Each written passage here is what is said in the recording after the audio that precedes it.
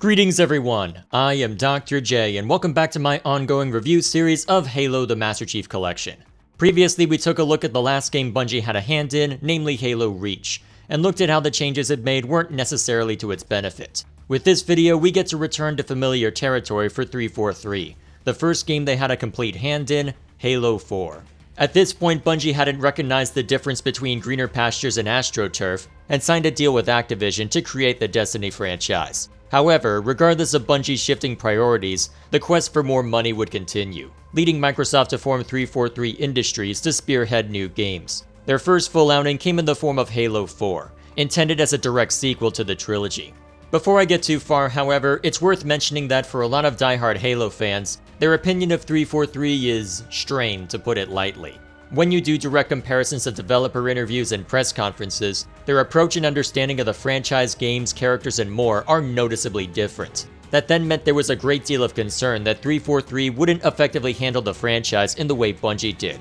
A fear that would be reinforced when the multiplayer for Halo 4 released in a state that was none too pleasing for most, the initial release of the Master Chief Collection onto Xbox arrived as a broken mess, and the fact that they left Sprint in. Which I didn't even realize in my first run through the campaign, because who in their right mind binds the sprint key to the C button?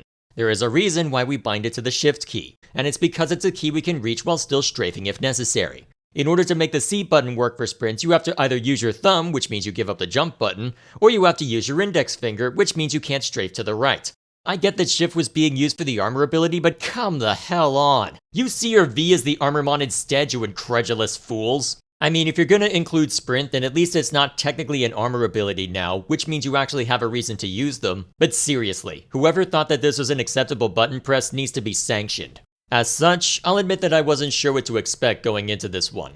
Though I knew some of the history at play, there is a lot more that I likely don't, and because of that, like with Reach, I was curious to see how much of it would matter. After all, being different doesn't necessarily mean being less enjoyable, and given that I still had a fun time with Reach, perhaps this one could be the same way. Right off the bat though, there's a lot that stands out as being strange. I suppose it was to be expected, given that the anniversary editions for Combat Evolved and Halo 2 drastically altered the weapon sound effects, but little to nothing sounds like it did in the older Halo games. I didn't make a big deal out of it when looking at said anniversary editions because you weren't forced to use them. There are also some arguments to be made about the Covenant, as this is a different group to the one you've been fighting for much of the franchise, so there could be some slight updates in the weaponry they're using. However, that excuse cannot be used for the human weapons, or at least not ones that Master Chief has access to in the first 2 chapters of the game, which is most of them. Without going too far into plot discussion yet, the game takes place 4 years after Halo 3, but despite that time skip, everything at Master Chief's starting point is technically the same.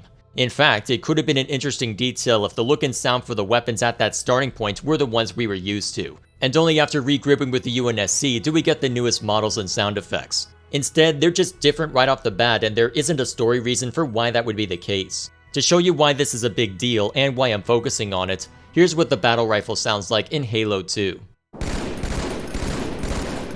Now here's what it sounds like in Halo 3. Basically no difference given the small time frame between the 2 games. It doesn't make an appearance in Reach, so we don't have to worry about that, but here's what it sounds like when it comes back in Halo 4.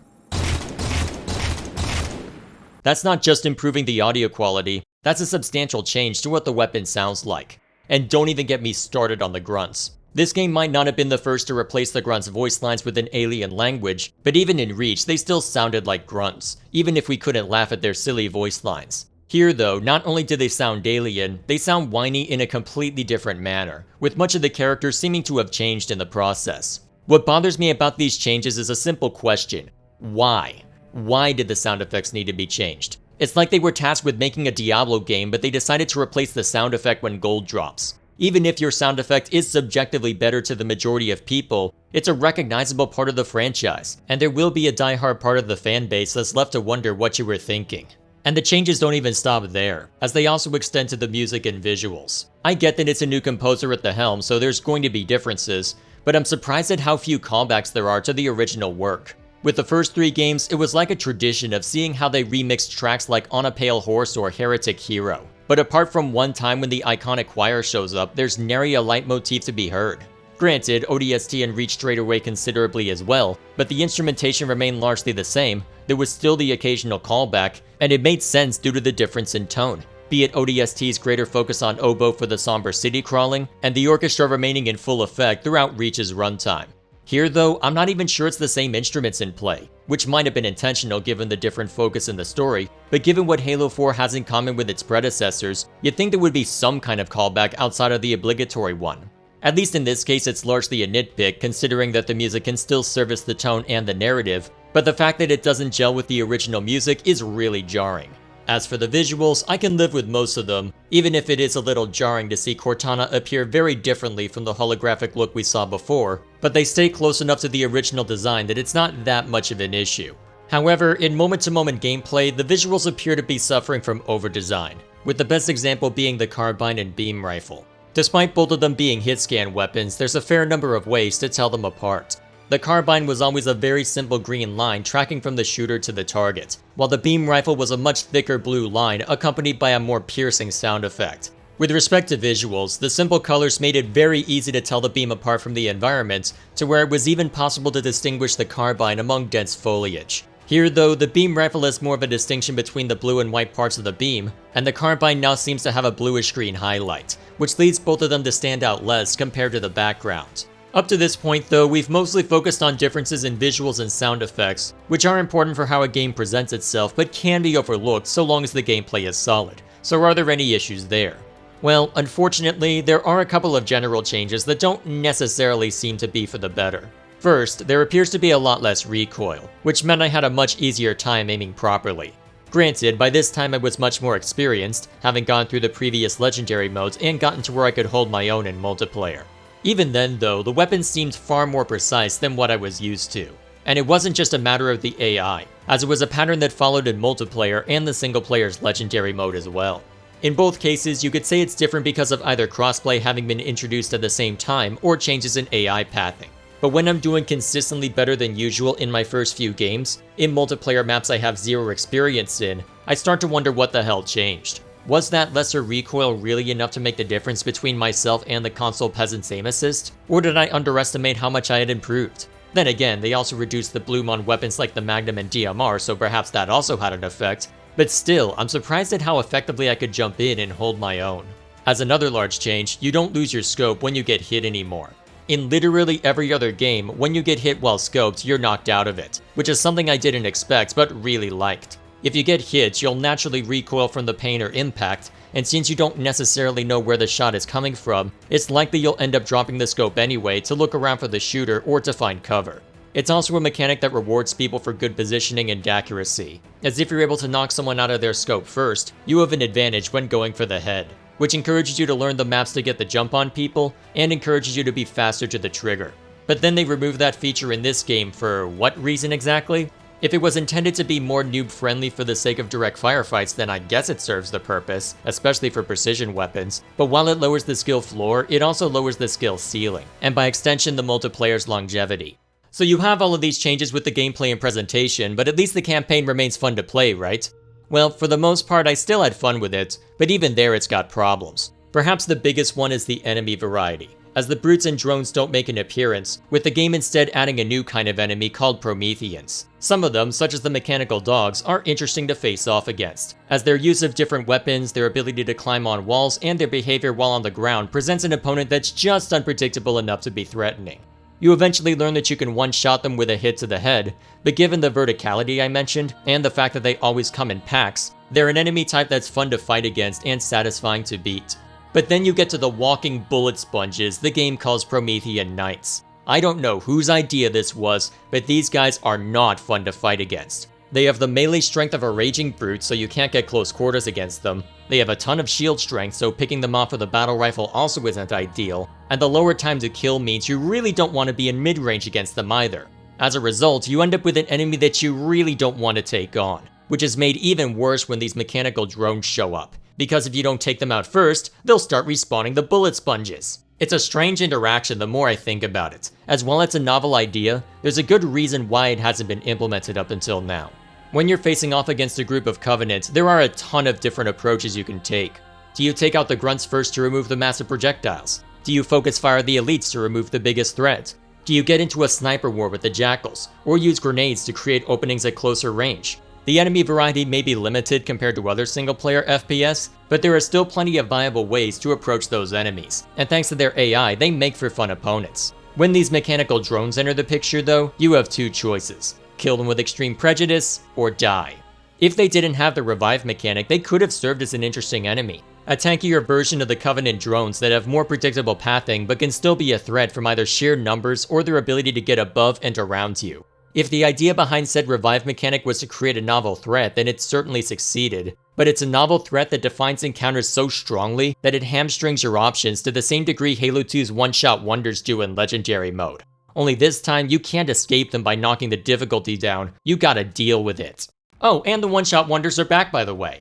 The jackals will still knock your shields off without straight up murdering you, even if you're in Legendary mode, but there's a Promethean sniper rifle that some of the knights carry, and there were times where it ended what was otherwise a good attempt at a room in one shot because the game hates you. So not only are they bullet sponges, they can also one-shot if they're armed with a Promethean sniper rifle or shotgun.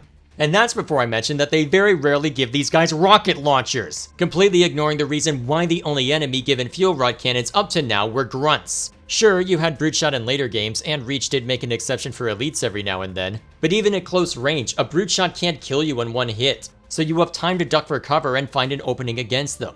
In fact, let's just list off the ways you can get one shot from the enemies. A fuel rod cannon shot from a grunt, an enemy type that's easy to kill.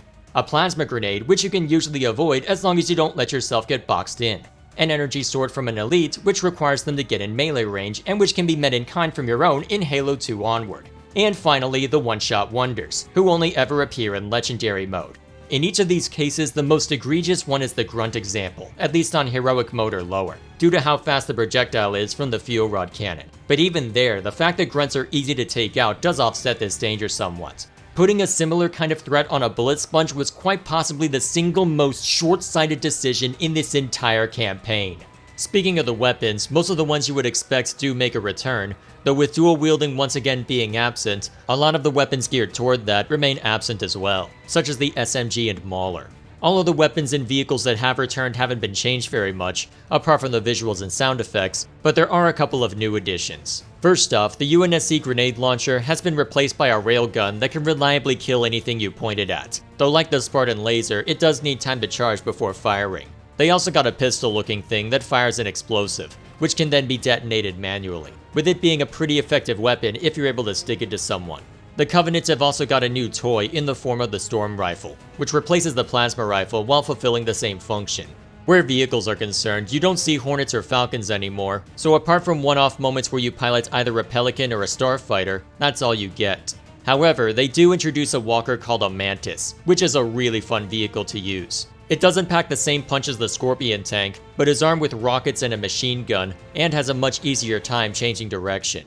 Despite the wonky balance from campaign enemies, this is one case where the game balance is set up pretty well. As while its weaponry is fairly effective, its tall stature makes it an easy target for heavy weaponry or a charged plasma pistol to find its mark, so it works well alongside everything else. That said, it is a little awkward to use the weapons, with one weapon requiring you to hold down the button, and another needing to be pressed multiple times to fire every rocket, and attempting to use both at once requires more of a conscious effort than you would prefer. As for the Promethean weapons, they have a variant on pretty much every kind of weapon you can think of. The light rifle is your precision weapon, with the gimmick being that it fires like a battle rifle out of scope and like a carbine in scope. I haven't noticed a significant difference in the amount of damage between each mode, so the real distinction is that it's an energy weapon that fires slower than the carbine but hits a little harder. The suppressor is a bulkier version of the assault rifle, which places it squarely between the storm rifle and assault rifle in terms of usefulness. The bolt shot is a sidearm that can't be scoped, but is fairly precise regardless, and can be charged up for a small shotgun blast. The projectiles from the shotgun blast seem pretty random though, so the only situation I've found it to be useful for is when you're coming out of cover and there's an enemy right there, which can be hard to properly time. The scatter shot is the actual shotgun, and is functionally identical to the human one, so it only seems to exist to allow the Promethean Knights another way to one-shot you in Legendary mode.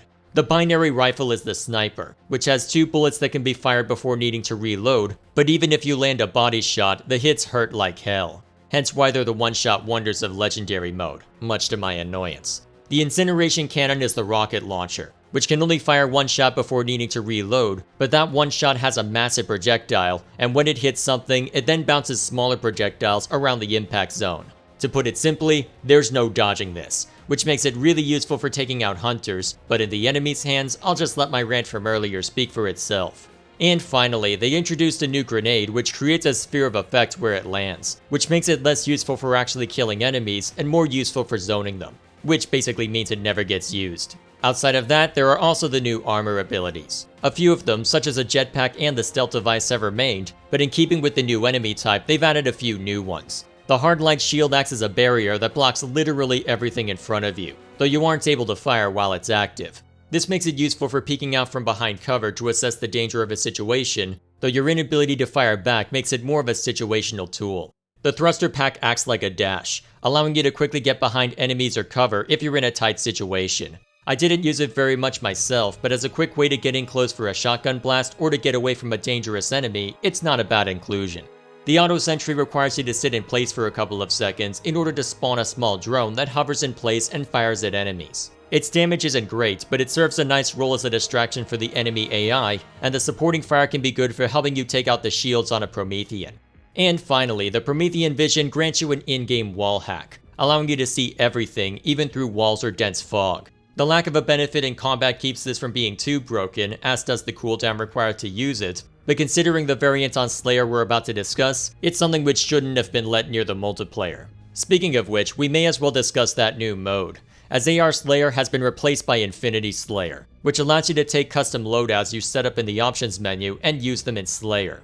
These loadouts give you a primary, with most of them being either heavy spray and pray or precision weapons, a secondary like the Magnum or Plasma Pistol, an armor ability, and a special modifier, such as infinite sprint, faster reload, or the ability to carry more grenades. Given how wacky this mode can get, it leans into its more arcadey nature by keeping score based on points rather than purely by kills. Killing people is still the main way to win, but you now get points for assists or killing people with style, be it a headshot, sticky grenade, splatter, and so on.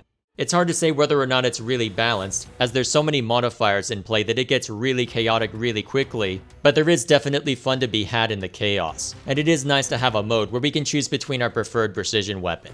And finally, this game also introduces a mode called Spartan Ops, which is sort of the replacement for Firefight and sort of an extra campaign at the same time.